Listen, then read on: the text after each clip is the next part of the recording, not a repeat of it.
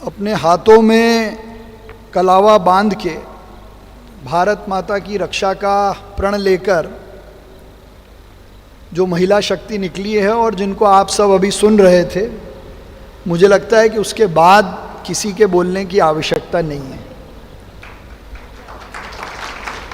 लेकिन इस ओज को, इस तेज को और धारा के विपरीत बहकर भारत को एक सूत्र में बांधने के प्रयास को मैं पूरे इंदौर की तरफ से प्रणाम करता हूँ। इंदौर के प्रथम नागरिक होने के नाते आपका स्वागत करता हूँ, अभिनंदन करता हूँ। समाचार गृह का ये अचीवर्स अवार्ड का कार्यक्रम, जिसके मंच पर हमारा सौभाग्य है कि सम्माननीय शरद जी यहाँ उपस्थित हैं, आदरणीय माला दीदी, हमारे संतोष भैया, यश जी, और इस पूरे कार्यक्रम का बहुत सुंदर संयोजन करने वाली रितु दीदी, जो हमेशा भाव से न केवल पत्रकारिता में इंदौर के अलग अलग विषयों को भी समय समय पर उठाती हैं। मैं उनका सबसे ज़्यादा स्वागत, अभिनंदन करता हूं। और जिन लोगों को अचीवमेंट मिला है उन सबको भी बधाई देता हूं, शुभकामनाएं देता हूं। और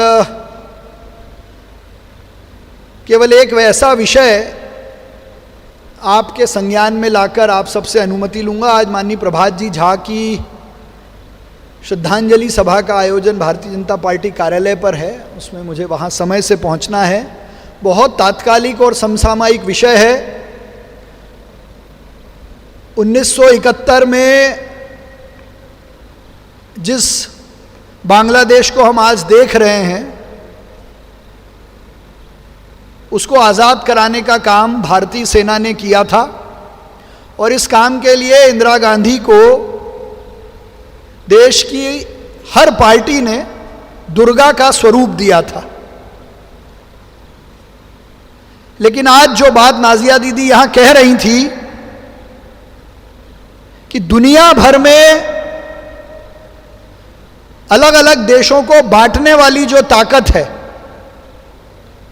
चरम कट्टरपंथी जो अपने देश को तोड़ने से भी बाज नहीं आते,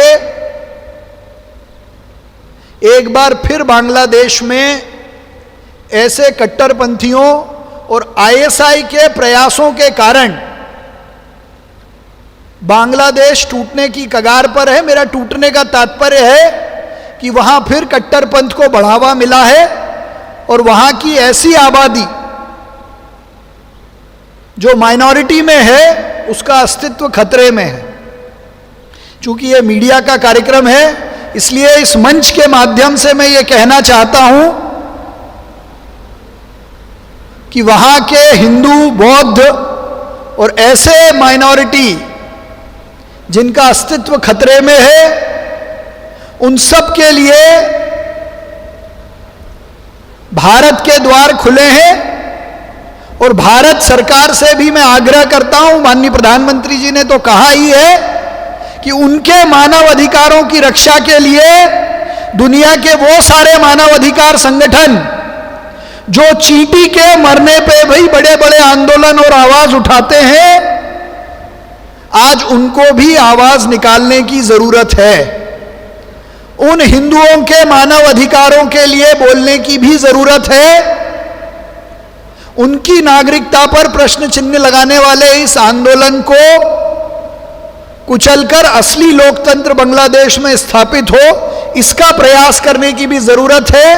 और यह समय है जब इंदौर का जागरूक नागरिक, मध्य प्रदेश का जागरूक नागरिक और इस देश का जागरूक नागरिक इस विषय पर मुखरता से बोले और ये यूनाइटेड नेशंस में इस विषय पर चर्चा हो, ऐसा मेरा आग्रह है। मीडिया का मंच है, इसलिए आज सबसे गंभीर और आवश्यक विषय यदि कोई है तो वो बांग्लादेश में हिंदू माइनॉरिटी के अधिकारों के बात करने का विषय है।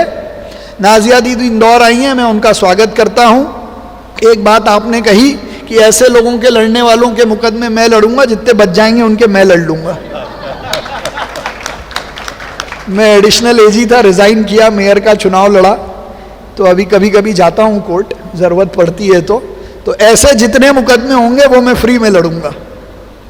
शरद जी भी हमारे बीच में, हमारा सौभाग्य है इंदौर का कि वो इस गरिमामय कार्यक्रम में आए। मैं इंदौर की तरफ से अभिनंदन करता हूं, क्योंकि आपके माध्यम से भी जो जन जागृति पूरे मध्य प्रदेश में और जहाँ तक भी हमारे बंसल की आवाज़ पहुँचती है, तो इन सब समसामयिक विषयों को उठाया जाता है। आप सबका बहुत धन्यवाद, बधाई और बहुत शुभकामनाएं। और रितु दीदी, ये छोटा भाई आपके साथ है, जब भी आप ऐसा प्रयास करोगे